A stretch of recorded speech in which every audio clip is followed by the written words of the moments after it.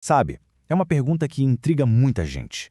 Como é que uma pessoa tão idealista, que busca beleza e um sentido mais profundo em tudo, acaba caindo num ciclo de pornografia digital?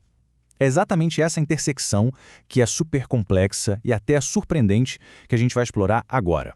Pois é, esse é o grande paradoxo do INFP, né?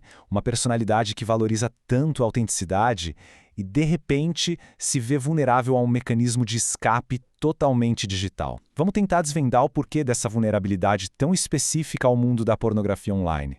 Olha só que imagem forte. De um lado tá toda aquela busca do INFP por uma conexão de verdade, sabe? Um amor autêntico, profundo.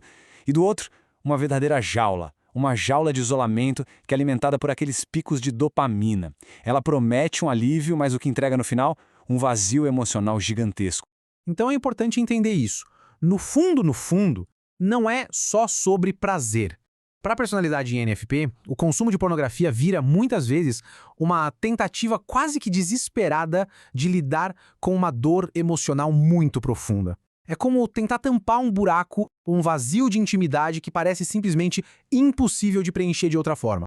Para entender como isso funciona no cérebro, imagina o seguinte: nosso sistema de recompensa, ele foi, digamos, projetado para coisas naturais, como uma fruta fresca. Aí vem a pornografia na internet, que é tipo um doce super industrializado, sabe? Com uma dose de açúcar absurda. É algo infinitamente mais intenso e, por isso, muito mais viciante. É o que chamam de estímulo supernormal. E o que ele faz? Ele basicamente sequestra os nossos circuitos neurais. E essa exposição contínua a esses picos gigantes de dopamina não passa batido, de jeito nenhum, não é algo inofensivo. Com o tempo, isso leva ao acúmulo de uma proteína bem específica, a delta-FOSB, e o papel dela é começar a, literalmente, refazer a fiação do cérebro. É uma mudança física em um nível fundamental. Pensa nessa proteína, a delta-FOSB, como um tipo de interruptor molecular para o vício. O que ela faz é incrível e assustador.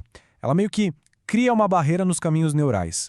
O resultado, as coisas normais da vida, as recompensas naturais, começam a perder a graça, sabe? Perdem o brilho. E, ao mesmo tempo, o vício fica tão forte que superá-lo só com força de vontade se torna uma tarefa quase impossível. E não para por aí. Enquanto tudo isso acontece, a nossa torre de controle no cérebro, que é o córtex pré-frontal, sabe, a parte responsável pelo nosso julgamento, pela nossa bússola moral, pelo autocontrole, ela simplesmente desliga, fica offline. A analogia é perfeita. É como tentar navegar um barco numa tempestade com o capitão tirando uma soneca. Não tem como dar certo. Ok, a gente falou do hardware, da parte física do cérebro. Mas e o software? E a personalidade INFP em si? É aí que a coisa fica ainda mais complexa. A função principal, o sentimento introvertido, ou FI, pega um deslize, um erro e o transforma. Deixa de ser "eu fiz uma coisa errada" e vira algo muito mais profundo e devastador. Eu sou uma pessoa errada. E todas as 4 funções cognitivas do INFP acabam entrando nesse ciclo. Cada uma tem um papel. A gente tem o FI, que atua como um juiz interno, mas também como uma vítima. A NE, que é essa exploradora de novidades. A SI, que busca aquele conforto conhecido. E a TE, que em momentos de estresse vira um verdadeiro tirano da crise. Todas elas juntas ajudam a manter essa roda girando sem parar. E essa imagem aqui ilustra perfeitamente a armadilha, que é o famoso loop FI-SI. Funciona assim: o estresse emocional, que vem do FI, em vez de buscar uma solução nova, uma ideia diferente, ele corre direto para quê? Para o conforto familiar do FI-SI, para aquilo que já é conhecido. É um atalho, só que é um atalho que ignora completamente a lógica e acaba prendendo a pessoa num ciclo de repetição sem fim. Mas por que esse ciclo é tão difícil de quebrar, tão poderoso?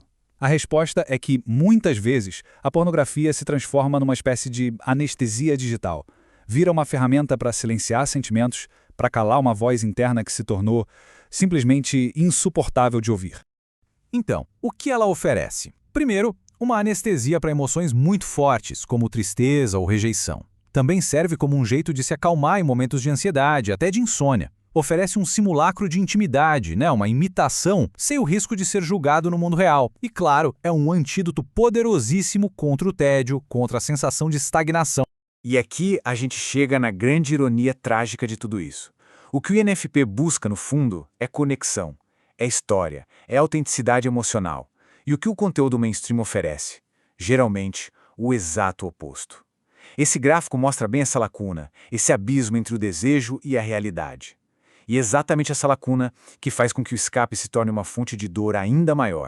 Aí a vergonha atinge um nível tão, mas tão doloroso que a própria identidade da pessoa se torna insuportável. A única saída que parece existir é escapar de si. O próprio eu vira a fonte da dor. E aí o ciclo se fecha de um jeito terrível, né? A pessoa precisa fugir para escapar da dor que a própria fuga está causando.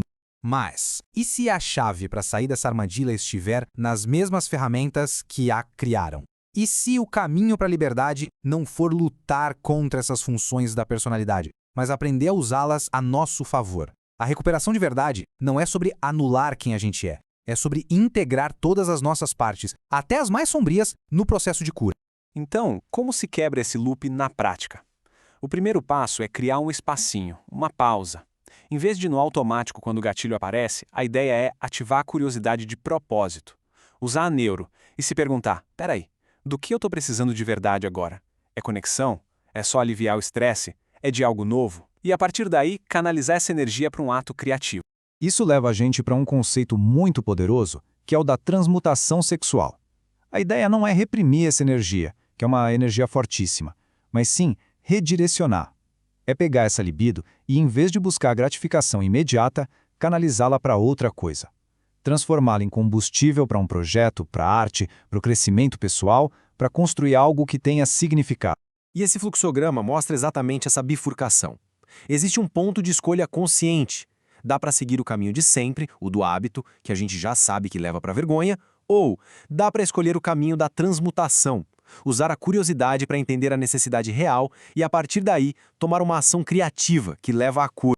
E o alicerce para tudo isso, para essa mudança de caminho, é uma autocompaixão radical. É conseguir reescrever a história interna, deixar de se ver como eu sou uma pessoa falha e passar a entender como eu encontrei um mecanismo para lidar com a dor que agora não me serve mais. É uma mudança de perspectiva gigante. Essa tabela aqui resume a ideia de uma forma brilhante. Mostra como cada função do INFP é como uma moeda com duas faces. O FI, que é a fonte da vergonha tóxica, também é a fonte da autocompaixão. A NE, que leva à busca compulsiva por novidade, pode se tornar a curiosidade que gera soluções criativas. O Si, que prende no hábito, pode criar novos rituais saudáveis. E o TE, que é o autocrítico destrutivo, pode ajudar a criar planos realistas. É a mesma ferramenta, usada de formas diferentes. Então, a grande questão que fica é essa, né? E se a chave para a liberdade não for reprimir uma parte de si, mas sim integrar tudo, o eu mais profundo? No fim das contas, essa jornada não é sobre vencer uma guerra interna, é sobre se tornar um artista da própria vida, é sobre construir uma vida, por dentro e por fora, tão rica e cheia de significado que aquelas sombras digitais simplesmente perdem a força, perdem o sentido de existir.